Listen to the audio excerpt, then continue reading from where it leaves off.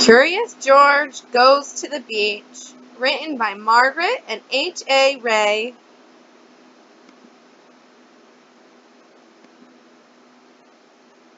Ooh, look at the fun they're having in the sand.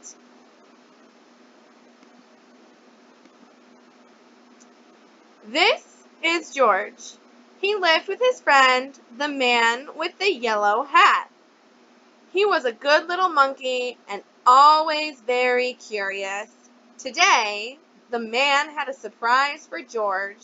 He took George to the beach. They found a spot on the warm sand. Then, another surprise! George saw his friend Betsy. "Look, Betsy," her grandmother said. "It's Curious George." But Betsy did not even smile. She had never been in the ocean before. She was scared. "I know you're a good swimmer," the man in the yellow hat said. "But once you get in the water..." Feeling better, Betsy walked towards the shore with her grandmother. George helped spread the beach blanket and set aside their lunch. He was looking forward to a picnic, but it was not yet time to eat.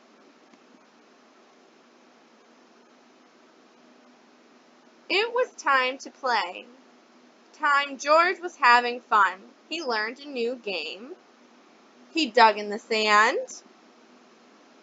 He made a new friend. Monkeys are good at making friends. Who did he make a friend with? That's a crab! When he took a break, George watched the lifeguard. The lifeguard sat in a special chair. Sometimes he blew a whistle.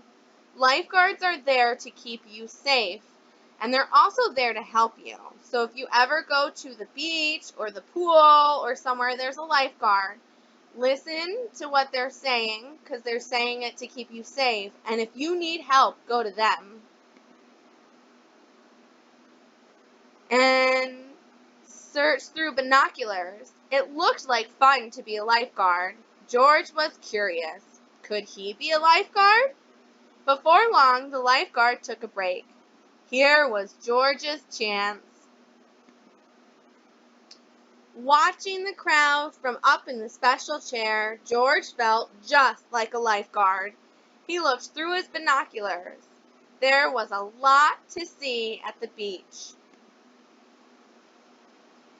Look at everything going on. There's Betsy's grandma, and there's Betsy in the green bathing suit. And there's people swimming. And look, there's the lifeguard pointing. George thought it was no place for a monkey, so he climbed down.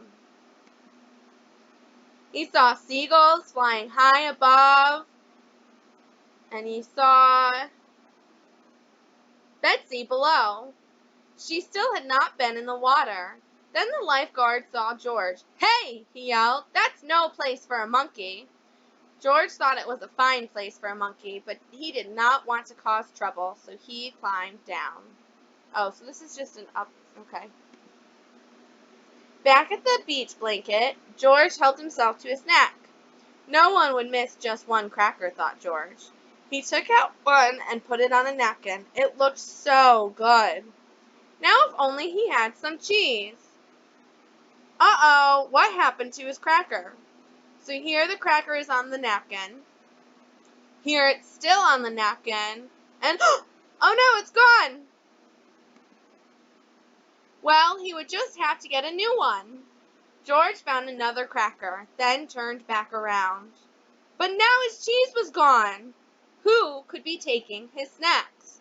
George was curious. He put down his cracker and waited. So here's the cracker on the napkin, and here's George hiding behind the basket. Now George saw who was taking his treats. It was a seagull, and he was still hungry. George took out another cracker, and the bird took it right out of his hand.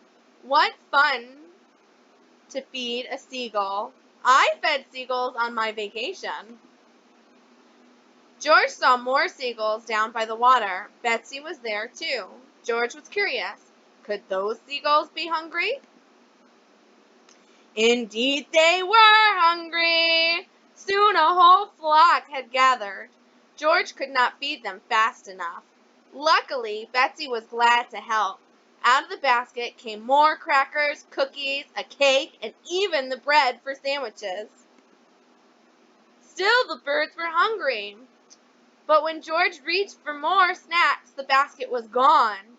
He and Betsy were having so much fun, they didn't notice the tide coming in. They didn't notice the picnic basket was floating out to sea. George felt bad. He hadn't meant to lose those baskets. Could there be a way to catch it? George thought and thought. Then he remembered the lifeguard.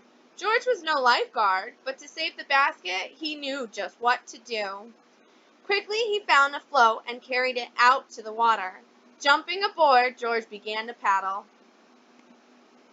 He paddled out a little farther and a little farther and a little farther until finally he reached the basket.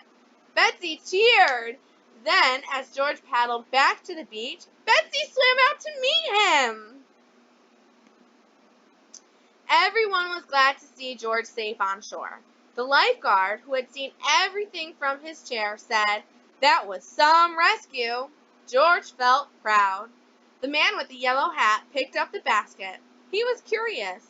"George, is this our basket?" he asked. Poor George. After all that, the basket was empty. There would be no picnic on the beach, and it was all his fault. Then Betsy's grandmother said, "Won't you join us for lunch? We have plenty, and look, now we have a reason to celebrate thanks to George." They did have a reason to celebrate. Betsy was in the water! And she wasn't scared anymore. She was having fun. After everyone joined Betsy and George for a swim, it was time to eat at last. There were sandwiches and chips and bananas. There was plenty for everyone. And there was even a little for guests. The end.